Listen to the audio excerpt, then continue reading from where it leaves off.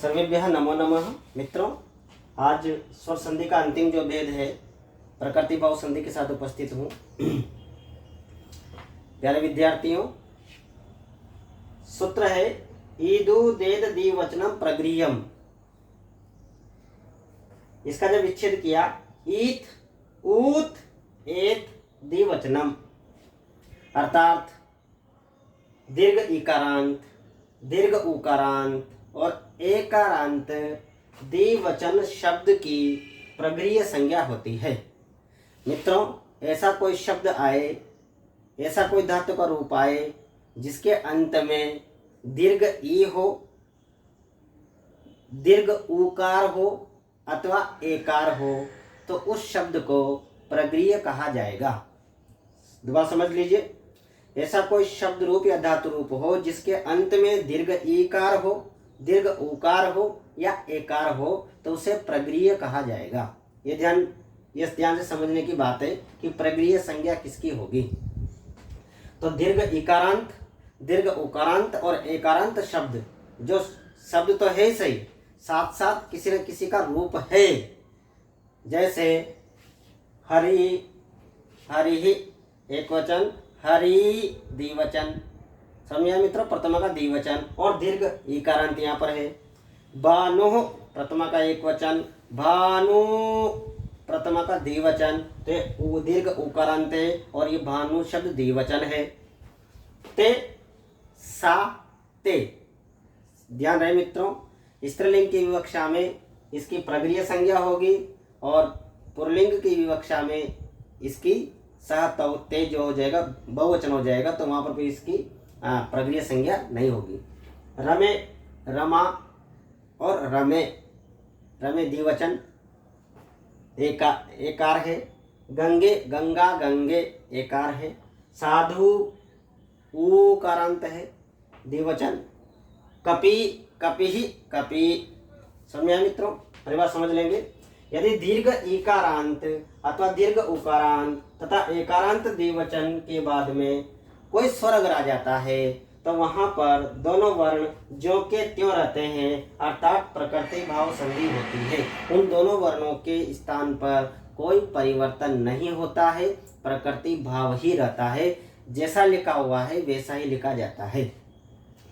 उदाहरण समझ लेंगे। हरिधन एतौ, यहाँ पर हरि शब्द और एतौ दो शब्द है। देखिए, हरि शब्द में यहाँ दीर्घ इकार है, इकार के बाद में ए आर आई जो कि असमान स्वर है। नियम के अनुसार, इक्को यंची सूत्र के अनुसार इस दीर्घ इकार के स्थान पर यह आदेश प्राप्त था। लेकिन यह हरि जो शब्द है मित्रों, यह हरि शब्द प्रगृह्य संज्ञक वर्ण है, ठीक है, प्रगृह्य संज्ञक शब्द है। तो यहाँ पर इसके दीर्घ इकार की प्रगृह्य संज्ञा होती है। इस कारण से दीर्घ इकार है और द्विवचन का रूप भी है और बाद में स्वर आ रहा है, अतः यहाँ पर कोई प्रकृति, कोई यण आदि कार्य न हो करके प्रकृति भाव रहेगा। प्रकृति भाव का मतलब जैसा है वैसा ही, तो बन गया हरि। तो ये दोनों हरि है। हरि का बहुत सारे अर्थ होते हैं मित्रों, बंदर, घोड़ा, भगवान, है ना, कोई भी। गंगेदन अमु, अमु, गंगेद अमु, यहाँ पर ए के स्थान पर ये पदांत ए है। ए के बाद में अस्वर आने पर एंग पदांतादति सूत्र से यहाँ पर पूर्व रूप आदेश प्राप्त था। लेकिन गंगे की प्रगृह्य संज्ञा भी हो रही है क्योंकि एक द्विवचनांत रूप है, द्विवचनांत रूप है, इसलिए यहाँ पर प्रकृति भाव संधि होगी ए और अ, ऐसा कैसे रहेगा, गंगे अमु।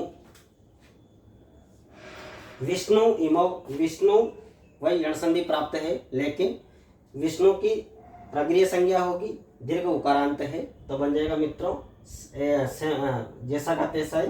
विष्णु इमौ, मुनि धन एतौ, मुनि एतौ, ते धन अत्र, ते अत्र, बहुवचन की विवक्षा में तो पूर्व रूप संधि होगी, द्विवचन की विवक्षा में प्रकृति भाव संधि होगी। साधु धन इमौ, तो क्या बन जाएगा मित्रों, साधु इमौ। ये प्रकृति भाव संधि के कुछ उदाहरण हैं। आइए हम और प्रकृति भाव संधि के बारे में जानते हैं। अब आगे मित्रों अदसो मात, ये एक सूत्र कह रहा है कि यदि अदस शब्द के बाद, अदस शब्द के मकार के बाद में दीर्घ इकार हो या दीर्घ उकार हो तो उसकी भी प्रगृह्य संज्ञा होगी। अभिप्राय यह है, एक अदस एक सर्वनाम है मित्रों, जो दूर के लिए इसका प्रयोग किया जाता है। असौ, अमु, अमी ऐसे इसके रूप चलते हैं पुल्लिंग में।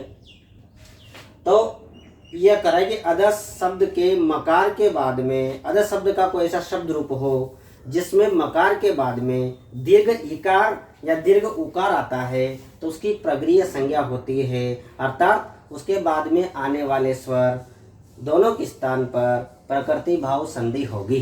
देखिए मित्रों, अमीदन ईसा नियमानुसार दीर्घ संधि का नियम यहाँ पर हो रहा है कि दीर्घ इकार और दीर्घ इकार दोनों के स्थान पर ये आदेश होना चाहिए, लेकिन आदेशो मात्र सूत्र से ये मकार के परे दीर्घ इकार है तो इसकी प्रगृह्य संज्ञा होगी, और प्रगृह्य संज्ञा होने के बाद यहाँ पर प्रकृति भाव रहेगा, अर्थात जैसा का वैसा ही रहेगा। अगला देखो मित्रों, अमोदन आसाते। मित्रों यहाँ पर यण प्राप्त था, लेकिन यण संधि प्राप्त थी, किंतु ये अमु जो शब्द है ये अदस का रूप है, और म के बाद में ओ जो आ रहा है इस अमु शब्द की प्रगृह्य संज्ञा होगी, और प्रगृह्य संज्ञा होने के बाद यह बाद में स्वर आ रहा है तो यहाँ पर जैसा का तैसा ही रूप लिखा जाएगा, यहाँ पर यण संधि कार्य नहीं होगा।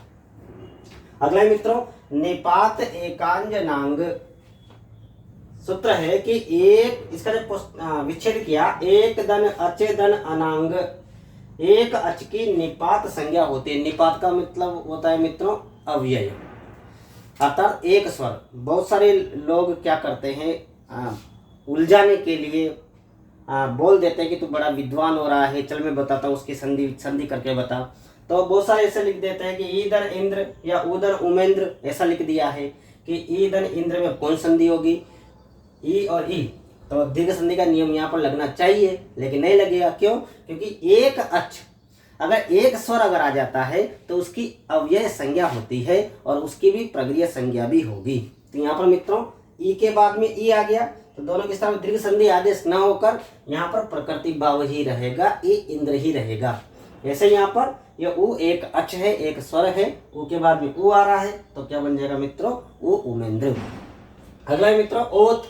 ओत कहा है कि ऐसा कोई अव्यय पद हो, ऐसा कोई निपात हो जिसके अंत में ओ आए तो वहां पर भी उसकी प्रगृह्य संज्ञा होगी, और उसके बाद में भी कोई अगर स्वर आ जाता है तो वहां पर भी प्रकृति भाव ही रहेगा। अहोदन ईसा, नियम के अनुसार